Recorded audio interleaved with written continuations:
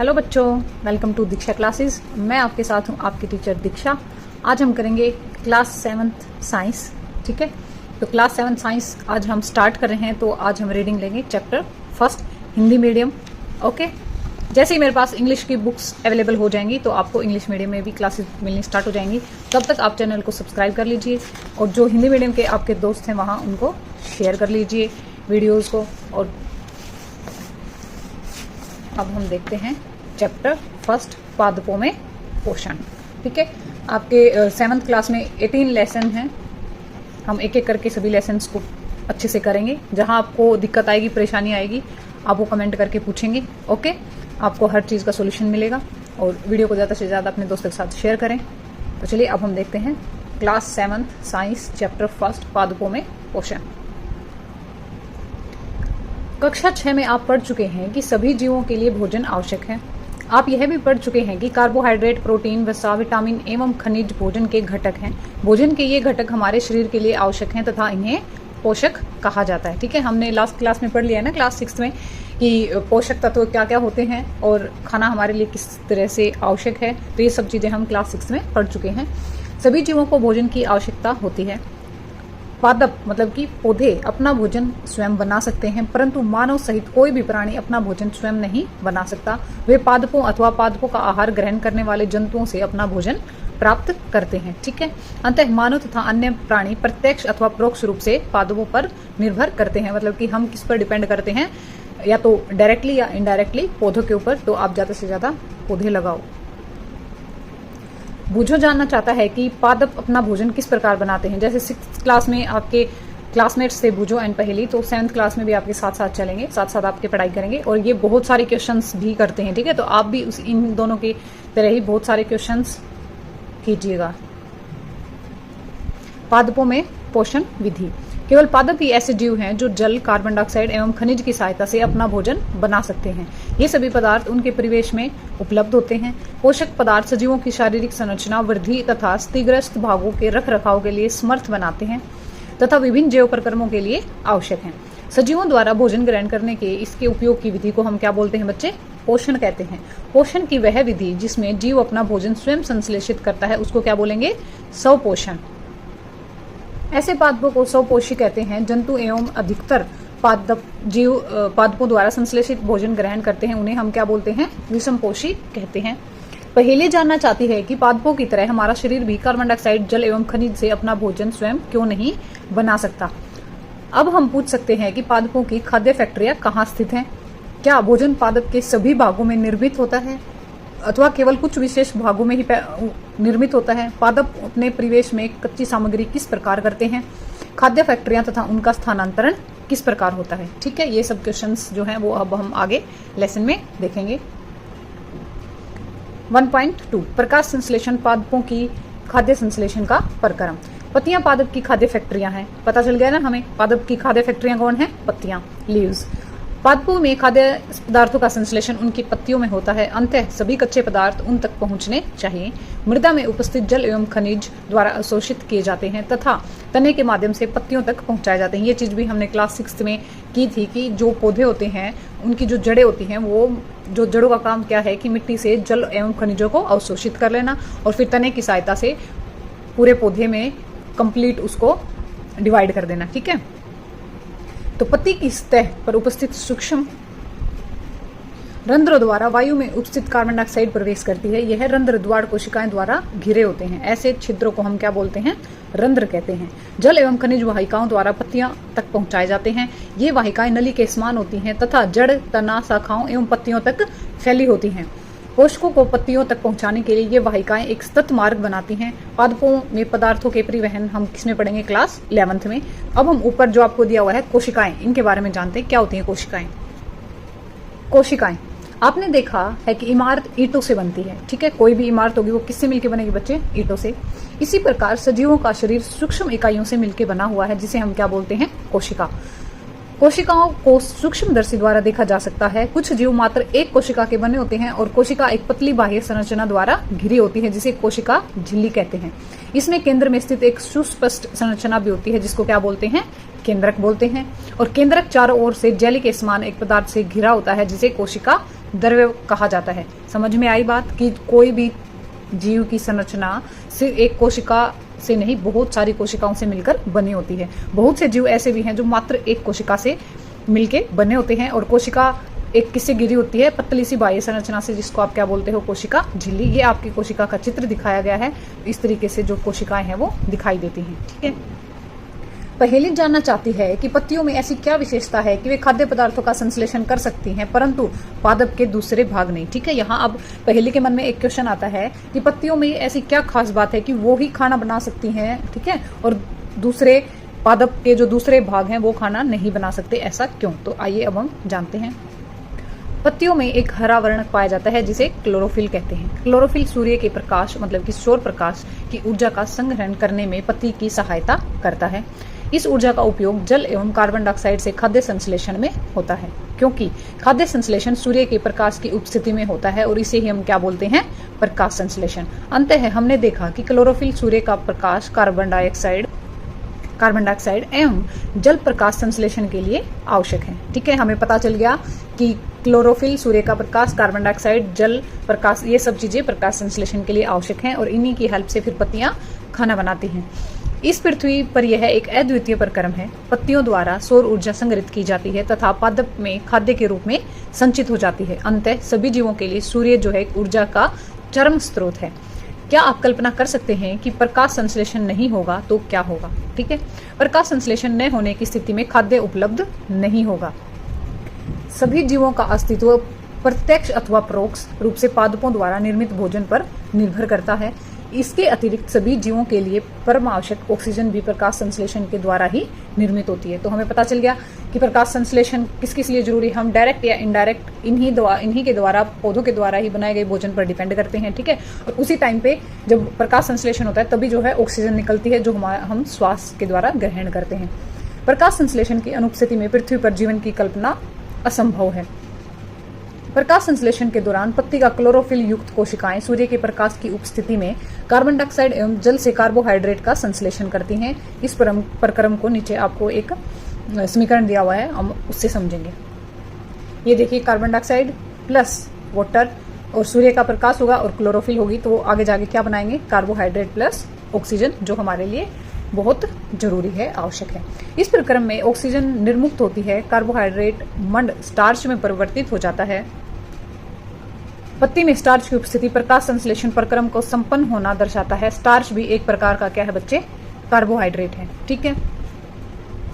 ये देखिए, इधर आपको प्रकाश संश्लेषण होता हुआ दिखाई दे रहा होगा। देखो, ये एक पौधा है, इस पे फ्लावर लगा है, ये इसकी पत्तियां हैं जिनमें क्या है, क्लोरोफिल।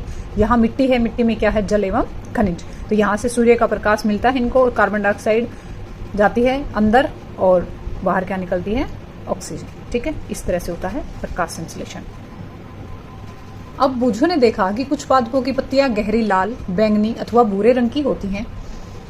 वह जानना चाहता है कि क्या इन पत्तियों में भी प्रकाश संश्लेषण होता है। अब उसके दिमाग में क्या क्वेश्चन आया है कि क्या सिर्फ हरे रंग की पत्तियां ही प्रकाश संश्लेषण करती हैं या जिन पत्तियों का रंग लाल, बैंगनी या भूरे रंग का होता है क्या वो भी प्रकाश संश्लेषण करती हैं।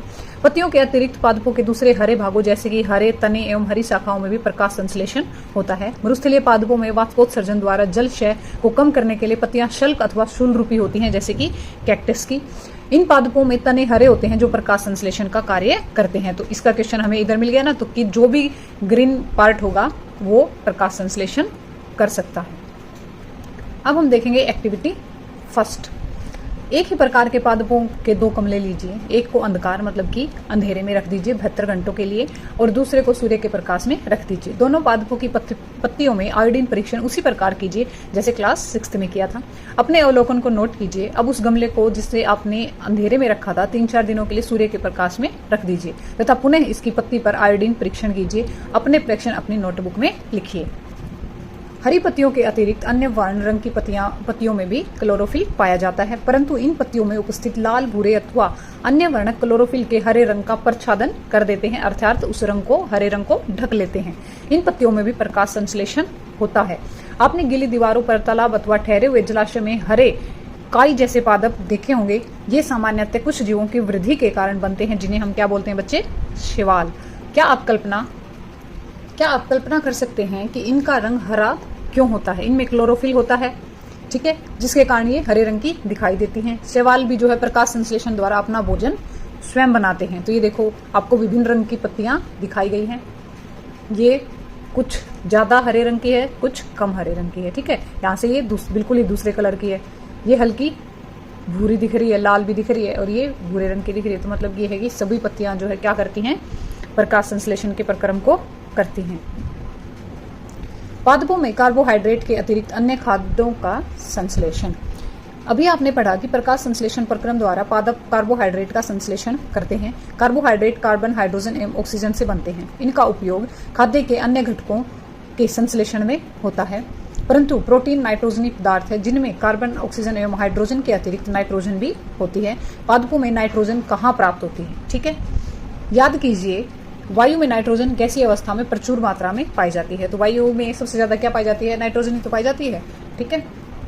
परंतु पादप इसका अवशोषण इसी रूप में नहीं कर सकते। मिट्टी से कुछ विशेष जीवाणु होते हैं जो गैसीय नाइट्रोजन को उपयोगी यौगिकों में परिवर्तित कर मृदा से निर्मुक्त करते हैं। यह विलय पदार्थ पादपों द्वारा जल के साथ अवशोषित कर लिए जाते हैं। संभवतः आपने देखा होगा कि किसान अपने खेतों में उर्वरक तथा खाद डालते हैं जिसमें नाइट्रोजनी पदार्थों की प्रचुरता होती है। तो हमारे जो नाइट्रोजन की जो मात्रा है वो बहुत अधिक है, लेकिन जो पेड़ पौधे होंगे वो उनको डायरेक्ट अब नहीं अब्जॉर्व कर सकते। तो वो क्या करते हैं कि किसी न किसी तरीके से वो मृदा में किन्हीं जीवाणुओं की वजह से मृदा में मिल जाती है और फिर मृदा से पानी के साथ जड़ें जो है उसको अवशोषित कर लेती हैं। जब जहां इसकी कमी पाई जाती है तो वहां क्या करते हैं किसान? उर्वरक और खाद डालते हैं। इस प्रकार अन्य संगठनों के साथ पादपों की नाइट्रोजन की मांग की आपूर्ति हो जाती है। इसके पश्चात पादप खाद्य के अन्य संगठनों जैसे कि प्रोटीन एवं वसा का संश्लेषण कर लेते हैं। पादपों में पोषण की अन्य विधियां। कुछ पादप ऐसे भी होते हैं जिनमें क्लोरोफिल नहीं पाया जाता। वे अपना भोजन संश्लेषित नहीं कर सकते। वे कैसे जीवित रहते हैं तथा वे पोषक किस प्रकार प्राप्त करते हैं? मनुष्य एवं अन्य प्राणी की तरह ये पादप भी अपने पोषण के लिए अन्य पादपों द्वारा निर्मित खाद्य पर निर्भर होते हैं। वे विषम पोषी प्रणाली का उपयोग करते हैं। नीचे फिगर दो, ये आपको 1.5 में ध्यान से देखिए। क्या आपको एक वृक्ष के तने एवं शाखाओं से लिपटी रस्सी नुमा पीले रंग की संरचना दिखाई देती है? ये अमरबेल का पादप है। इसमें क्लोरोफिल नहीं पाया जाता। ये अपना भोजन उस पादप से प्राप्त करती है जिस पर ये आरोहित होते हैं वह पादप परपोषी कहलाता है, ठीक है। मतलब अमरबेल है, उसमें क्लोरोफिल नहीं पाया जाता, तो ये किसी दूसरे पौधे के ऊपर जिसके ऊपर लिपटी होती है उस पौधे से भोजन ग्रहण करती है, ठीक है। तो फिर जो दूसरों से भोजन ग्रहण करते हैं उन पौधों को क्या बोलते हैं? परपोषी। क्योंकि अमरबेल जैसे पादप परपोषी को अमूल्य पोषकों से वंचित करते हैं तो इन्हें क्या बोलते हैं? परजीवी। ये देखो, ये देखिए, ये जो आपको पीले रंग की जो इसमें बेल दिखाई दे रही है ये क्या है? अमरबेल, जो किसी वृक्ष के साथ लिपटी हुई है, ठीक है। क्या हम एवं अन्य जंतु भी पादपों पर परजीवी हैं? आपको इस पर विचार करना चाहिए। अपने अध्यापक से इस विषय में चर्चा करनी चाहिए, ठीक है। अब आती है आपकी पहेली जानना चाहती है कि क्या हमारा रक्त चूसने वाला मच्छर, खटमल, जूं एवं जोक ये भी परजीवी जीव होते हैं? क्या आपने ऐसे पादपों को देखा अथवा उनके विषय में सुना है जो जंतुओं का भक्षण करते हैं? कुछ ऐसे पादप भी हैं जो कीटों को पकड़ते हैं तथा उन्हें पचा जाते हैं। क्या यह विषमकारी नहीं है? ऐसे पौधे हरे या अन्य किसी रंग के भी हो सकते हैं। नीचे आपको फिगर दिखाई गई, अभी दिखाती हूँ मैं आपको।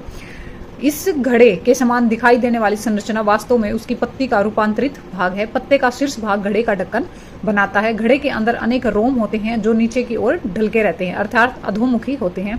जब कोई कीट घड़े में प्रवेश करता है तो यह उसके रोमों के बीच फंस जाता है। ये देखो बच्चे, ये है घटपर्णी पौधा, पिचर पादप, ठीक है। ये इस तरीके से इसकी संरचना होती है घड़े के समान, और ये इसको ढक्कन के तरह काम करता है। क्या इसमें एक इस तरीके की सुगंध, खुशबू महसूस करते हैं दूसरे जीव जो इसके पास आने की कोशिश करते हैं, ठीक है। वो जब इसके पास आने की कोशिश करते हैं तो ये उनको खा जाता है। तो यही बताया गया है कि कुछ जीव, कुछ पादप भी ऐसे होते हैं जो किसी और पर निर्भर होकर अपना खाना बनाते हैं। घड़े में उपस्थित पाचक रस द्वारा कीटों का पाचन हो जाता है। कीटों का भक्षण करने वाले ऐसे पादप क्या कहलाते हैं? कीटभक्षी पादप। विनस फ्लाई ट्रैप और संडोयू कीटभक्षी पादपों के दो अन्य उदाहरण हैं। इनके बारे में जानकारी प्राप्त कीजिए। भूजो वर्मित है। यदि घटपर्णी हरा होता है तो प्रकाश संश्लेषण संपादित करता है, तो ये कीटों का भक्षण क्यों करता है। हमने देखा था ना कि घटपर्णी पौधा कैसा दिखाई दे रहा है, हरे रंग का दिखाई दे रहा है। तो बूझो जानना चाहता है कि अगर ये हरे रंग का है तो ये प्रकाश संश्लेषण करके अपना खाना बना सकता है, ये दूसरे जीवों को क्यों खाता है। ठीक है, क्या यह संभव है कि इस प्रकार के पादपों को मृदा से वे सभी पोषक मिल नहीं पाते जिनकी उन्हें आवश्यकता है। अब हम देखेंगे मृत जीवियों के बारे में। आपने बाजार में छत्रक, मशरूम बिकते देखे होंगे। वर्षा के दिनों में वृक्षों की सड़ी गली, टूटी टहनियां अथवा तनों या छाल पर छाते के समान संरचनाओं के गुच्छे भी आपने देखे होंगे। आइए देखें कि जीवन यापन हेतु इन्हें किस प्रकार के पोषकों की आवश्यकता होती है और वे उन्हें कहां से प्राप्त करते हैं। अब फिर से बूझो जानना चाहता है कि ये जीव अपना भोजन किस प्रकार प्राप्त करते हैं। इनमें प्राणियों के समान मुख नहीं होता, ये हरे पादपों के समान भी नहीं होते, इनमें क्लोरोफिल भी नहीं होता, अतः ये प्रकाश संश्लेषण द्वारा भोजन का संश्लेषण भी नहीं कर सकते। तो इनके पास भोजन कहां से आता है। ब्रेड का एक टुकड़ा लेकर इसे जल में भिगो लें। इसे किसी नम अथवा उष्ण स्थान पर 2-3 दिन के लिए रख दीजिए अथवा उस समय तक रखा रहने दीजिए जब तक कि उस पर रोए जैसी कोई संरचना न दिखाई देने लगे। ये संरचनाएं सफेद, हरे, भूरे अथवा किसी अन्य रंग के धब्बों की भी हो सकती हैं। किसी आवर्धक लेंस अथवा सूक्ष्मदर्शी की सहायता से इनका अवलोकन कीजिए। आपने परीक्षणों में नोटबुक में लिखिए। बहुत संभव है कि आपको रुई के धागों के समान संरचनाएं दिखाई देंगी, जिनको हम क्या बोलते हैं बच्चे, कवक या फंजाई। ठीक है, जो डबल रोटी होती है या ब्रेड होती है, उसको जब आप भिगो के कुछ टाइम के लिए रख देंगे, या वैसे भी इन चीजों को आप कुछ टाइम के लिए वैसे भी रख दोगे, तो क्या होगा, जब हम बोलते हैं ना कि अब ये खराब हो गई, तो खराब किस वजह से हो गई, उसके ऊपर क्या लग जाती है, कवक या फंजाई जिसको बोलते हैं। ठीक है, इनकी पोषक प्रणाली अथवा पोषण विधि भिन्न प्रकार की होती है। ये मृत एवं विघटनकारी सड़ने वाली वस्तुओं की सतह पर कुछ पाचक रसों का स्त्राव करते हैं, जिससे वे विलयन रूप में परिवर्तित हो जाते हैं। ये देखिए, इस तरीके से कोई ब्रेड का टुकड़ा है और जब इस पे कवक अथवा फंजाई लगती है तो वो कुछ इस तरीके की दिखने लग जाती है। ठीक है, ये वैसे भी आपने बहुत चीजों पे घरों में बच्चों ने 7th क्लास तक के बच्चों ने तो ऑब्जर्व कर ही ली होगी। ठीक है ना। तत्पश्चात वे इस विलयन के भोजन के रूप में अवशोषण करते हैं। इस प्रकार की पोषण प्रणाली को, जिसमें जीव किसी मृत एवं विघटित जैविक पदार्थों से पोषक तत्व प्राप्त करते हैं, उनको क्या बोलते हैं, मृतजीवी पोषण। मृतजीवी पोषण प्रणाली का उपयोग करने वाले पौधे क्या होते हैं, मृतजीवी कहलाते हैं। कवक अचार, चमड़े, कपड़े एवं अन्य पदार्थों पर उगते हैं। ये उन स्थानों में भी उगते हैं जो नम एवं उष्ण हो। कवकों की वृद्धि के लिए वर्षा ऋतु सबसे अच्छी परिस्थितियां प्रदान करती है। इसी कारण वर्षा ऋतु के दौरान अनेक वस्तुएं कवकों की वृद्धि के कारण नष्ट अथवा अनुपयोगी हो जाती हैं। अपने अभिभावकों से कवक द्वारा होने वाले नुकसान पर चर्चा कीजिए। जो ऋतु होती है वर्षा वाली, ठीक है, वर्षा ऋतु जब होती है तो बहुत सारी चीजें कवकों की वजह से खराब हो जाती हैं। ठीक है, क्योंकि ये कवक और फंजाई जो हैं वो उष्ण स्थानों पर, नम स्थानों पर सबसे ज्यादा पाए जाते हैं। पहेली को याद आया कि उसके सुंदर जूते, जिन्हें वह विशेष अवसरों पर पहनती थी, वर्षा ऋतु में कवक के कारण खराब हो गए।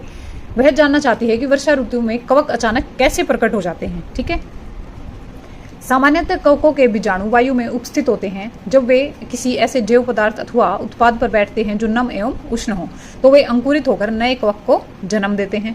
क्या अब आप बता सकते हैं कि हम अपनी वस्तुओं को कवक द्वारा खराब होने से किस प्रकार बचा सकते हैं। बूझो को याद आया कि उसके दादाजी ने बताया था कि एक बार उनकी गेहूं की फसल कवक द्वारा नष्ट हो गई थी। वह जानना चाहता है कि क्या कवक रोग कारक भी होते हैं। पहेली ने बताया कि यीस्ट एवं छत्रक जैसे अनेक कवक उपयोगी भी हैं, परंतु कुछ कवक पादपों, जंतुओं एवं मनुष्यों में रोग उत्पन्न कर देते हैं। कुछ कवकों का उपयोग औषधि के रूप में भी किया जाता है। कुछ जीव एक दूसरे के साथ रहते हैं अथवा अपना आवास एवं पोषक तत्व एक दूसरे के साथ बांटते हैं, जिन्हें क्या बोलते हैं, सहजीवी संबंध। उदाहरणतः कुछ कवक वृक्षों की जड़ों में रहते हैं, कुछ कवक को पोषण प्रदान करते हैं, बदले में उन्हें जल एवं पोषकों के अवशोषण में सहायता मिलती है। वृक्ष के लिए इस संबंध का विशेष महत्व है। तो हमें क्या पता चला कि जो यीस्ट और छत्रक जैसे कवक हैं वो हमारे लिए उपयोगी भी हैं, और कुछ कवक ऐसे भी हैं जो हमारे जूते, चप्पल, कपड़ों को क्या कर देते हैं, खराब कर देते हैं। बहुत सारे अनाज को भी खराब कर देते हैं, जिनमें क्या होती है, नमी होती है। लाइकेन कहे जाने वाले कुछ जीवों में 2 भागीदार होते हैं। इनमें से एक शैवाल होते हैं तथा दूसरा कवक। शैवाल में क्लोरोफिल उपस्थित होता है, जबकि कवक में क्लोरोफिल नहीं होता। कवक शैवाल को रहने का स्थान, जल एवं पोषक तत्व उपलब्ध कराता है तथा बदले में शैवाल प्रकाश संश्लेषण द्वारा संश्लेषित खाद्य कवक को देता है। अब हम देखेंगे 1.5 मृदा में पोषकों की पुनः पूर्ति किस प्रकार से होती है। क्या आपने किसानों को अपने खेतों में अथवा मालिक को बगीचों में लॉन एवं गमलों में खाद्य तथा उर्वरक डालते हुए देखा है?